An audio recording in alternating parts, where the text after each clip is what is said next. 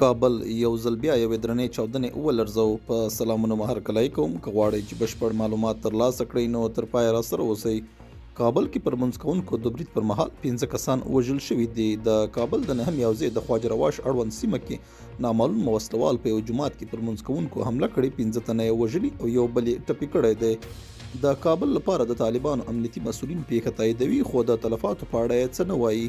په یوې امنیتي سرچینې چې د موضوع د حساسیت له امله یې نه غوښتل نوم واخیستل شي وویل چې پیښه په یاده سیمه کې د حضرت بلال په نوم په یو جومات کې رامنځته شوې ده. دغه سرچینې وویل چې پیښه د شخصي دښمنۍ له امله نن سهار رامنځته شوې ده. دی وايي حمله کوونکي له وړاندې په یاده سیمه کې خپل کور هم خالي کړی و او د پیښې له سیمې تښتېدلی دی. خو لا هم معلومه نه ده چې وژل شوي ټول د یوې کورنۍ غړي دي که څنګه. دا زموږ نننی چمتو شوی مطلب. تر بیا ښه وخت او ښې چارې.